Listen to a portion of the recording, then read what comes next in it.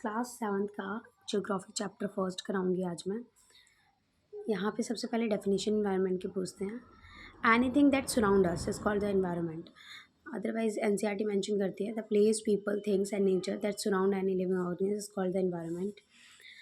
Role क्या है? It has our life support system and it provides the air we breathe and the water we drink, food we eat and land where we live. ये हमारे life का basic support system provide करता है हमें air जिसे सांस ले सके, वाटर प्रोवाइड करता है जिसे हम पीते हैं, फूड प्रोवाइड करता है जिसे हम खाते हैं, लैंड प्रोवाइड करता है जिससे हम वहाँ पे रह सकते हैं। कंपोनेंट ऑफ एनवायरनमेंट में natural, human made and human है। नेचुरल दो टाइप के होते हैं, biotic, abiotic component. Biotic component का मीनिंग होता है लिविंग थिंग्स जैसे कि प्लांट एंड एनिमल। एबायोटिक का मीनिंग होता है नॉन लिविंग थिंग्स जैसे कि land, water and air. And human made में पार्क, ब्रिज एंड रोड्स आएंगे। ह्यूमन में individual, family, community, religion, educational, economic, political situation etcetera. Land providers forest and grassland for grazing and land for agriculture and human settlement and also provide the mineral etc.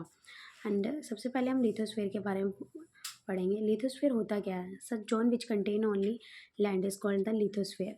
It is a solid crust और hard top layer of the earth. Earth की hard top layer है और solid crust कह सकते हैं। ये rock और mineral के बने होते हैं।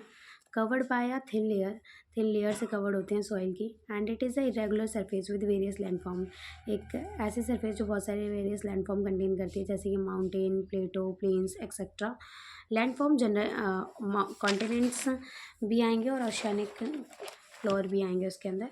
नेक्स्ट वन है hydrosphere. The domain of water is called the hydrosphere. Domain NCERT word use करती है, अदरवाइज आप जोन लिख सकते हो, रीजन लिख सकते हो।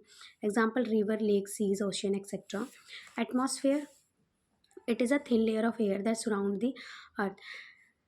थिन लेयर है एयर की जो हमें सराउंड करती है, अर्थ को सराउंड करती है, उसे हम एटमॉस्फेयर कहते हैं। Gravitational force of the earth holds the atmosphere around it. ये जो एटमॉस्फेयर हमारे चारों तरफ है ये रुका हुआ कैसे है? क्योंकि ग्रेविटेशनल फोर्स के कारण।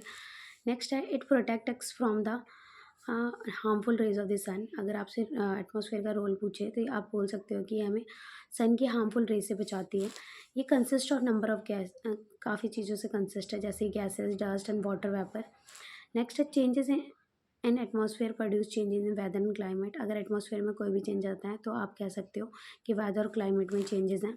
बायोस्फीयर क्या होता है? एक नैरो जोन है अर्थ सरफेस का where land, water and air interact with each other. तीनों लैंड, वाटर, एयर एक साथ इंटरेक्ट करते हैं जो सपोर्ट करते हैं लाइफ सिस्टम को। इसे हम बायोस्फीयर कहते हैं। तो मैंने एक डायग्राम ऐसे बना दिया जैसे एटमॉस्फेयर है, लिथोस्फीयर है, हाइड्रोस्फीयर है, इनका कॉमन जोन है बायोस्फीयर। ये तीनों में कॉमन है। तो बायोस्फीयर में इंटर कनेक्टिंग लिंक है तो इसलिए मैंने ऐसे डायग्राम से बता दिया। नेक्स्ट है human environment. Human beings interact with environment. जब ह्यूमन बींग्स इंटरेक्ट करते हैं इन्वायरमेंट से तो उसे मॉडिफाई करते हैं अकॉर्डिंग टू देयर नीड्स, अपनी नीड्स के अनुसार। इसे हम ह्यूमन इन्वायरमेंट कहते हैं। वर्ल्ड इन्वायरमेंट डे 5 जून को मनाया जाता है। नेक्स्ट है ecosystem. It is a system formed by the interaction of all living and non living things. एक ऐसा इन्वायरमेंट जो लिविंग और नॉन लिविंग थिंग्स से बना है, सिस्टम सॉरी, उसे हम इकोसिस्टम कहते हैं। नेक्स्ट है बार्टर सिस्टम। एक ट्रेड है, बार्टर सिस्टम एक ट्रेड है जिसमें goods are exchange without use of money. Good को एक्सचेंज किया जाता है बिना मनी के, मतलब गुड्स के बदले गुड्स लेते हैं। ऐसे सिस्टम को हम बार्टर सिस्टम कहते हैं। Thank you.